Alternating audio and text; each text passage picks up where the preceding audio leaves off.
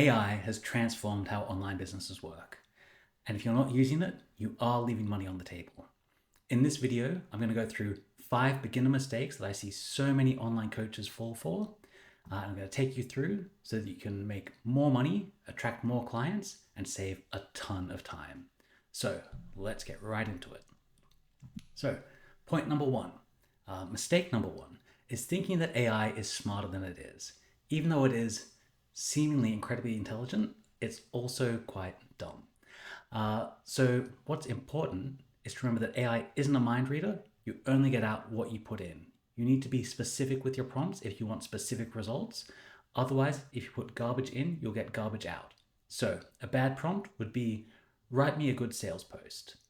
If you put that in, you're not going to get much out. But if you're more specific, saying, act as a sales expert in this particular field, this is the type of customer that I'm working with, and I want to use these techniques, hit on these pain points and objections, then you're probably going to get a better result. It might only be a B+ result, but it'll be much better than the generic stuff that comes out if you ask broad questions.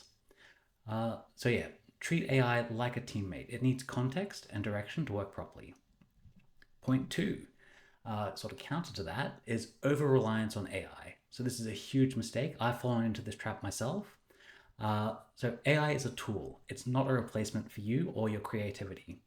Use AI to brainstorm, to ideate, or even better, come up with 5 ideas, write down on pen and paper, ideas that you want to think about, that you want to expand on, and then put them into ChatGPT to talk about them further. Don't just go in there and say, hey, give me 5 ideas.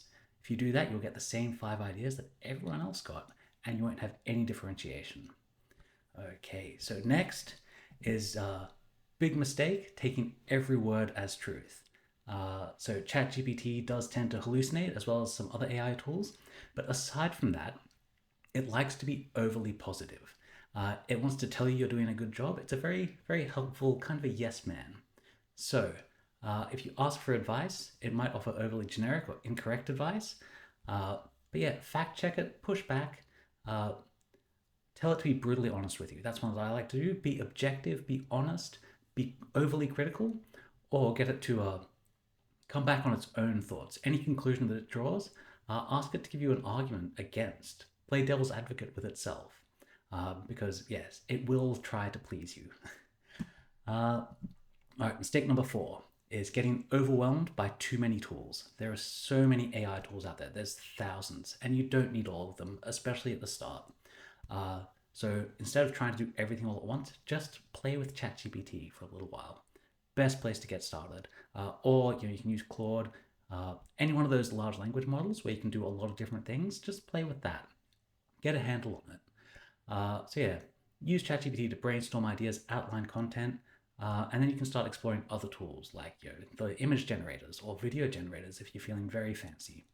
But yeah, start with one tool first and just get an idea of how it all works. Now, number 5, and this is a big one, is ignoring AI altogether. It's transforming how we do business. It's not going anywhere. It's like when cars were invented, or airplanes, or the internet, or radio. It's here, it's staying, and if you want to stay relevant, you have to learn to understand it. In 2 years' time, in 5 years' time, it's going to be ridiculous. It's like when smartphones came out. Yeah, there's no putting the genie back in the bottle, so we've got to get to know it a bit. We've got to learn how to use it to our advantage. So those are the 5 points. I do have one bonus point for you. So number 6, which is not asking for help, not sharing results. So the best way to learn AI is with help, with someone else, with a community. And as it happens, I have a community called AI Automation for Coaches. So if you're an online coach, you can check that out down below.